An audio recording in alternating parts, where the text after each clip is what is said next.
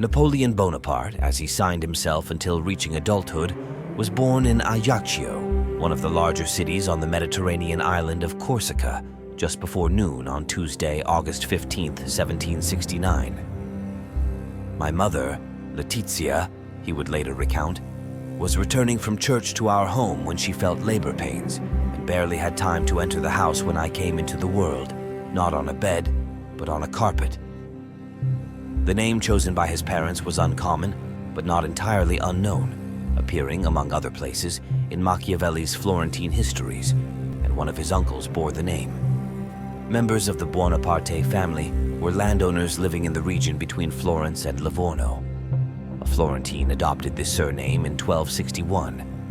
While the older branch of the family remained in Italy, Francesco Buonaparte emigrated to Corsica in 1529, where for the next 2.5 centuries, his descendants pursued careers in law, science, or the church.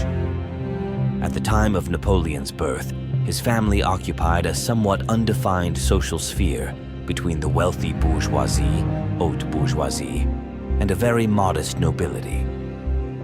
When Napoleon seized power in France, attempts were made to trace his family's roots back to the 13th century emperors of Trebizond. He declared that the Napoleonic dynasty began with the moment of his military coup.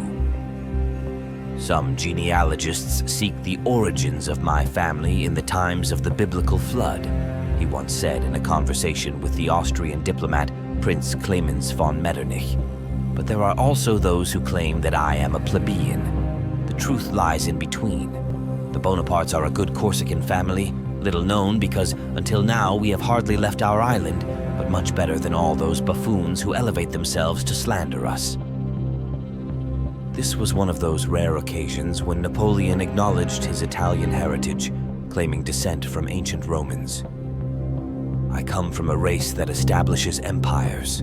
Although Napoleon's family was never considered wealthy, they owned enough land that his maternal great-uncle Luciano, the Archdeacon of Ajaccio, could claim that the Bonapartes never had to buy wine, bread, or olive oil.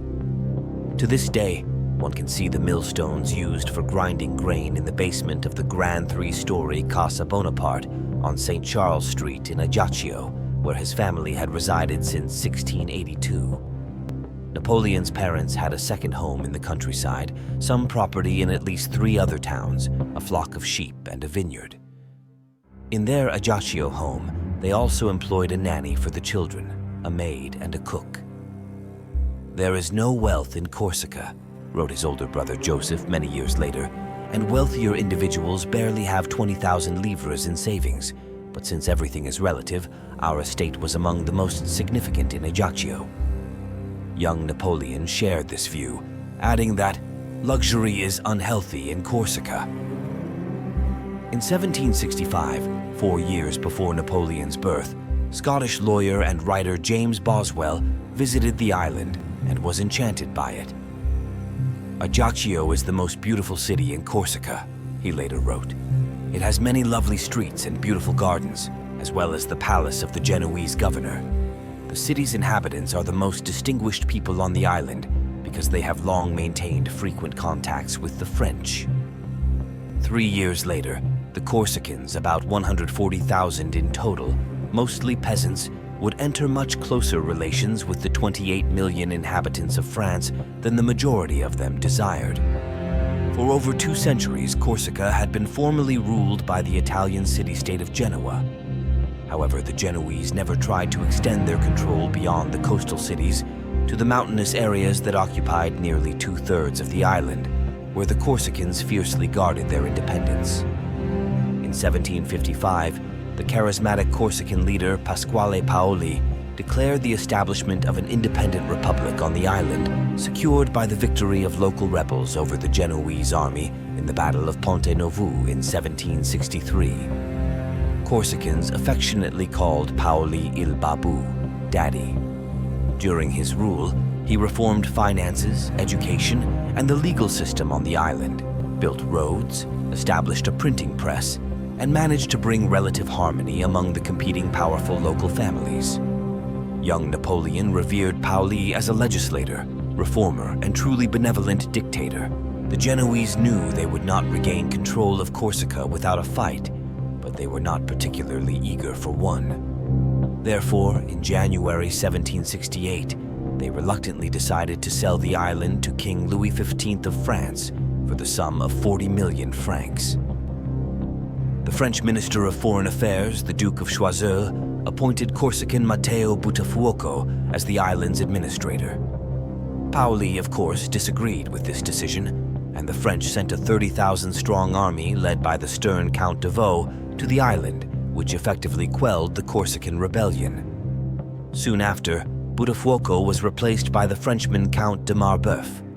Carlo Bonaparte, Napoleon's father, and his beautiful wife Letizia supported Paoli's fight for independence, and both fought in the mountains alongside the rebels, while Letizia was pregnant with Napoleon. Carlo Bonaparte served as Paoli's private secretary and aide-de-camp, but after the defeat inflicted on the rebels by de Vaulx's forces in the Battle of Ponte Novo on May 8, 1769, both he and the pregnant Letizia refused to go into exile with their leader and the 340 uncompromising fighters. During a meeting with Marbeuf and the Corsican nobility, Carlo swore allegiance to Louis XV. This helped him retain the positions he held on the island assessor in the court in Ajaccio and curator of the local forestry school, and paved the way for future advancements. Just 2 months after the Battle of Ponte Novo, Carlo even shared a meal with Count de Vaux, a fact that Corsican patriots continuing partisan warfare against French rule held against the Bonaparte family.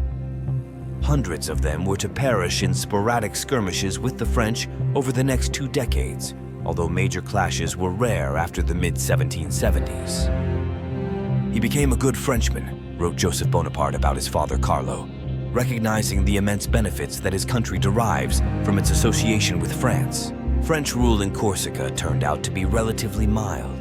Marbeuf tried to convince local elites of the benefits of French rule, and Carlo was one of the main beneficiaries of the new power structure. If Paoli was Napoleon's first model of a statesman, Carlo embodied precisely the kind of non-French individuals whose willingness to collaborate with France would later be crucial for efficiently governing the Napoleonic Empire. Napoleon suffered from a dry, persistent cough in his childhood, likely a symptom of a mild form of undiagnosed tuberculosis. An autopsy conducted after his death confirmed traces of the disease, although long since cured. However, this popular image of a frail introvert doesn't quite fit with his familial nickname, Rabulione, troublemaker. Still, due to the lack of credible sources, little can be said with certainty about Napoleon's early childhood. Nevertheless, it is undeniable that he was a passionate and unusually mature reader, particularly enjoying historical and biographical books. Later, Letizia would tell one of the ministers that her son never played with his peers, but carefully avoided them, that he found himself a small room on the 3rd floor of the family home, where he sat alone and seldom came downstairs, even for family meals. In his hiding place, he constantly read, especially historical books. Napoleon claimed that he first read Jean-Jacques Rousseau's New Héloïse, an almost 800-page novel about love and redemption, when he was only 9 years old. It turned my head. In 1777, Carlo represented the Corsican nobility in Paris and, in that capacity, visited King Louis XVI at Versailles twice. It was often claimed that Napoleon, who in his early youth was a fervent Corsican patriot, supposedly despised his father for his collaborative stance. However, there is no evidence of this beyond bitter remarks from Napoleon's schoolmate and former private secretary, Louis-Antoine de Bourrienne, whom Napoleon had to dismiss twice from his position due to serious misconduct. In 1789, Napoleon did write a letter to Paoli condemning Corsicans who betrayed the cause of the island's independence, but he did not mention his already deceased father in it. Napoleon would not have named his son after his father Charles if he considered him a collaborator. The Bonapartes were a vibrant, elbowing their way forward, close-knit family that Napoleon himself classified as petite noblesse. They well understood that continuing to defend a lost cause until 1769 would not have benefited them,